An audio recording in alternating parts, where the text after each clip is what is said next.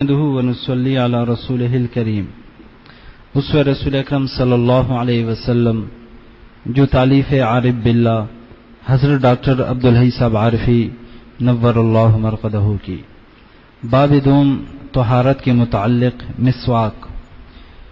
صحیح بخاری اور مسلم کی روایت ہے، مسواک کی فضیلت و اہمیت میں بکثرت احادیث مروی ہے۔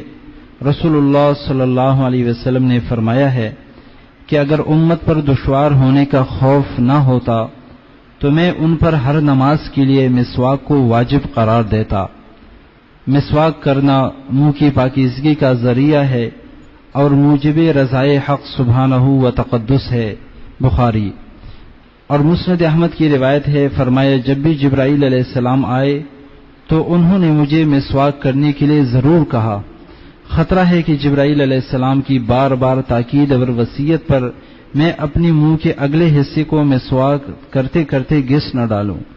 حضور صلی اللہ علیہ وسلم جب قرات قرآن یا سونے کا ارادہ فرماتے تو مسواک کرتے اور گھر میں داخل ہوتے وقت بھی مسواک کرتے۔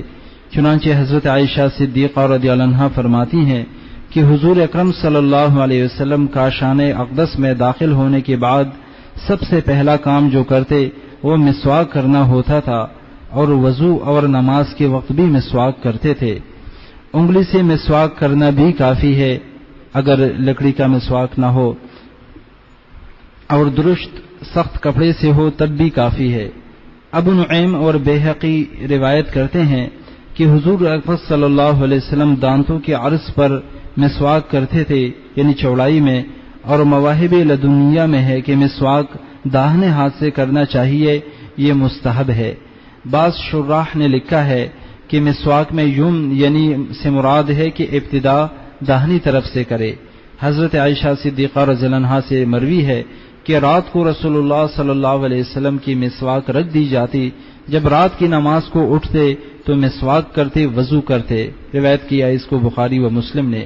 حضرت عائشہ صدیقہ رضی اللہ عنہا سے روایت ہے کہ رسول اللہ صلی اللہ علیہ وسلم کا معمول تھا کہ دن یا رات میں جب بھی آپ سوتے تو اٹھنے کے بعد وضو کرنے سے پہلے مسواک ضرور فرماتے۔ مرض الوفات میں حضور صلی اللہ علیہ وسلم کا آخری عمل مسواک ہے۔ حضرت عائشہ صدیقہ رضی اللہ عنہا سے روایت ہے کہ رسول اللہ صلی اللہ علیہ وسلم نے ارشاد فرمایا، وہ نماز جس کے لیے مسواک کی جائے اس نماز کے مقابلے میں جو بلا مسواک کی پڑھی جائے 70 گنا فضیلت رکھتی ہے۔ روایت کیا اس کو شعب الایمان اور بیہقی نے۔ ابھی مسواک کے بارے میں آپ نے سنت کا عمل، آپ صلی اللہ علیہ وسلم کا عمل سنا، 10 روپے کی ہوگی، 15 روپے کی ہوگی، اور حدیث پاک ہے کہ منہ کی پاکی ہے مفہوم، اور رب کی رضا ہے، اور کلمہ شہادت یاد دلائے گی یہ مسواک، اور سن لیا آپ نے 70 گنا زیادہ ثواب ہے اس کا، جو بغیر مسواک کے نماز پڑھی جائے اور جو مسواک کے ساتھ پڑھی جائے 70 گنا سے زیادہ ثواب ہے۔ منہ کی پاکی ہے، رب کی رضا ہے۔ تو میرے پاس بہت عرصے سے یہ مضمون رکھا تھا، تو دل چاہا کہ اب یہ مسواک کی بات ہے تو ہمارے ساتھی مضمون کو ایک جگہ جمع کر لیں گے فاطمیہ، انشاءاللہ تعالی۔ مسواک کے بارے میں، مسواک کرنا مرد اور عورت دونوں کے لیے سنت ہے۔ احادیث میں مسواک کی بڑی تاکید آئی ہے۔ نبی کریم صلی اللہ علیہ وسلم اس کا بڑا اہتمام کرتے تھے، اور آپ نے اپنی امت کو بھی اس کی ترغیب دلائی۔ حضرت نبی کریم صلی اللہ علیہ وسلم نے فرمایا کہ اگر میری امت پر دشوار نہ ہوتا تو میں ان کو ہر نماز کے وقت مسواک کرنے کا حکم دیتا، پھر حکم سے تو کوئی نہیں ہٹ سکتا۔ اس کی اہمیت سمجھنا چاہیے۔ جیب میں اتنی چیزیں بھری ہوئی ہوں گی، مسواک نہیں ہوگی۔ ایک مثال دے رہا ہوں، جیسے غرفت السالکین ہے، مثال دے رہا ہوں۔ سفر میں تھیلے میں مسواک ہونی چاہیے، گھر میں مسواک ہونی چاہیے، اور غرفہ میں مسواک ہونی چاہیے۔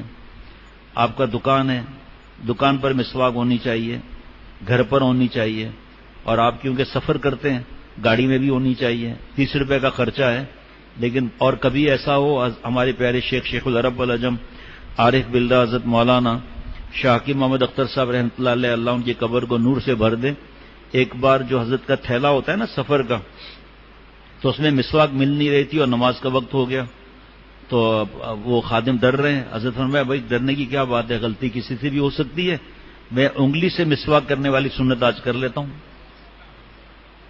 تو پھر بعد میں نماز کے بعد وہ مسواک مل گئی۔ تو ایسا ہوتا ہے، اب میں دیکھتا ہوں آگے ہے یا نہیں، ورنہ بتا دیتا ہوں۔ آپ صلی اللہ علیہ وسلم کا پسندیدہ اور دائمی عمل تھا۔ آپ کو یاد ہوگا سیرت پر جو بیان ہوئے تھے، تو آپ صلی اللہ تعالی وسلم نے اشارے سے مسواک کا فرمایا، آخری وقت تھا تو اما عائشہ صدیقہ رضی اللہ تعالی عنہا نے اپنے دانتوں سے مسواک کو تیار کر کے دیا اور آپ صلی اللہ علیہ وسلم نے مسواک فرمایا تھا۔ اور پھر جب غشی اطاری ہو رہی تھی تو مسواک دیتے ہوئے مسواک نیچے گر گئی تھی۔ وہ عجیب سیرت کے بیانات ہیں، اللہ مجھے بھی توفیق دے عمل کی۔ حضرت عائشہ صدیقہ رضی اللہ تعالیٰ عنہ سے پوچھا کہ نبی اکرم حضرت شریح رضی اللہ تعالیٰ عنہ بیان فرماتے ہیں کہ میں نے حضرت عائشہ صدیقہ رضی اللہ تعالیٰ عنہ سے پوچھا کہ نبی اکرم صلی اللہ علیہ وسلم گھر میں داخل ہونے کے بعد سب سے پہلے کیا کام کیا کرتے تھے؟ حضرت عائشہ صدیقہ رضی اللہ تعالیٰ عنہ نے فرمایا کہ مسواک کرتے تھے۔ سلام کی سنت الگ ہے اور مسکراتے ہوئے داخل ہونا سنت الگ ہے۔ اب ہمارا اس پر عمل ہے یا نہیں ہے؟ مسکراتے ہوئے داخل ہوتے ہیں نہیں ہوتے؟ چہرے پر تبسم ہوتا ہے یا نہیں ہوتا؟ یہ ہر ایک کا اپنا معاملہ ہے۔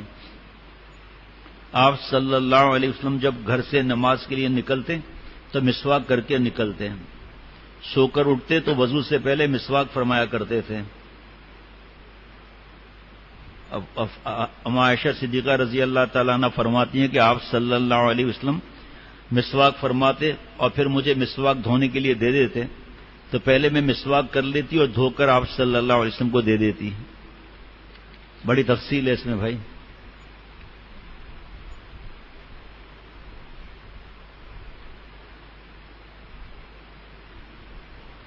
آپ صلی اللہ علیہ وسلم نے حضرت عامر بن ربیعہ رضی اللہ تعالیٰ عنہ فرماتے ہیں کہ میں نے رسول اللہ صلی اللہ علیہ وسلم کو روزے کی حالت میں اتنی مرتبہ مسواک کرتے دیکھا کہ میں اسے شمار بھی نہیں کر سکتا۔ ہم کیا کر سکتے ہیں، 5 مرتبہ ہی کر لیں، اللہ توفیق عطا فرمائے۔ اور میں نے ابھی بتا دیا حدیث پاک کے منہ کی پاکیزگی اور اللہ کی رضامندی ہے۔ اور مرقات میں جو مشکات شریف کی 11 جلدوں میں شرح ہے، جو میں نے ابھی عرض کیا کہ ملا علی قاری رحمۃ اللہ علیہ فرماتے ہیں کہ مسواک میں 70 فائدے ہیں۔ 70 فائدے، ان میں سے ایک فائدہ یہ بھی ہے کہ اس کی برکت سے موت کے وقت کلمہ یاد کرایا جاتا ہے، کلمہ یاد آ جاتا ہے۔ اللہ اکبر۔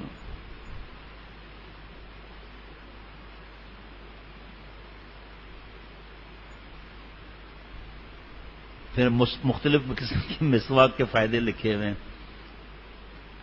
ایک تو بس اللہ کے محبوب صلی اللہ تعالی وسلم کی ہے بات، اور یہ مسواک جو ہے وہ منہ کو صاف کرتی ہے، فصاحت میں اضافہ کرتی ہے، اللہ تعالیٰ کی رضا کا سبب ہے، شیطان کو غصہ دلاتی ہے، نیکیوں کو زیادہ کرتی ہے، مسواک کرنے والے کو اللہ تعالیٰ اور فرشتے محبوب رکھتے ہیں، نماز کے ثواب کو بڑھاتی ہے، پل صراط پر چلنا آسان ہو جائے گا، اور دنیاوی حساب سے مسوڑوں، دانتوں اور معدے کو قوت دیتی ہے اور دانتوں کو سفید کرتی ہے، بلغم کو قطع کرتی ہے، کھانے کو ہضم کرتی ہے۔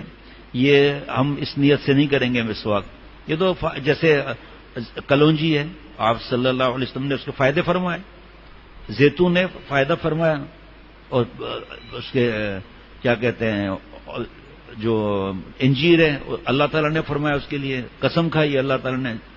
تو یہ جیسے نماز ہے، وہ لٹریچر آتا ہے جناب آکسفورڈ یونیورسٹی سے کہ جو مسح کرنے سے گردن میں یہ فائدہ ہوتا ہے، اور ناک صاف کرنے سے یہ ہوتا ہے، اور رکوع میں یہ ہوتا ہے، اور رکوع میں سیدھا ہونے سے ریڑھ کی ہڈی کو یہ، تو ہم کیا ورزش سمجھ کے نماز پڑھیں گے؟ نعوذ باللہ، ہم تو اللہ کا حکم سمجھ کے نماز پڑھیں گے۔ اللہ بڑھاپا دیر سے آتا ہے، او لگاؤ مسواک بھائی۔ جناب ہر مسلمان کی کوشش ہونی چاہیے کہ وہ مسواک کرنے کو اپنا معمول بنائے، ہر نماز سے پہلے مسواک ضرور کرے، کیونکہ جب بندہ نماز میں کھڑا ہوتا ہے تو گویا وہ اپنے رب سے ہم کلام ہوتا ہے۔ اس مجلس عبادت میں اس کے پاس فرشتے موجود رہتے ہیں، اور اس کی قرأت کو بغیر غور سے سننے کی کوشش کرتے ہیں. اسی لیے بندوں کو مسجد میں ایسے وقت کوئی بدبودار چیز کھا کر آنے سے منع کیا ہے. مسواک کرنے کا طریقہ بتا دیتا ہوں. مسواک دھو کے کرنی چاہیے، ادب ہے.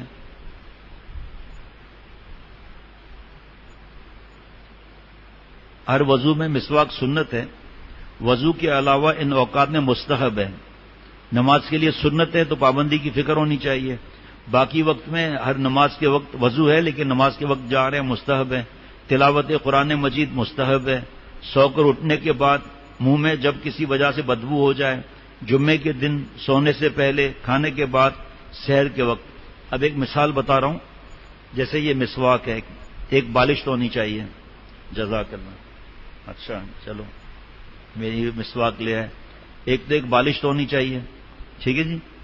اس کے بعد یہ 3 انگلیاں اوپر ہوں اور انگوٹھے کے ساتھ اس طرح انگوٹھا ہو اور چنگلیاں نیچے ہوں. یہ 3 انگلیاں اوپر، انگوٹھا اس طرح، یہ سنت کی کتاب میں لکھا ہوا ہے، اور چنگلی ایسے نیچے. اور اس کے بعد اس طرح کرتے کرتے مسواک کریں. اگر کوئی مسواک کہتے ہیں کہ جبڑے سے خون نکل آتا ہے، تو یہ جو مسواک ہے پتہ نہیں زیتون کی بولتے ہیں کس کی ہے، یہ اس کے ریشے بہت نرم ہوتے ہیں. اللہ تعالیٰ مجھے اور ہم سب کو 100% عمل کرنے کی توفیق عطا فرمائے.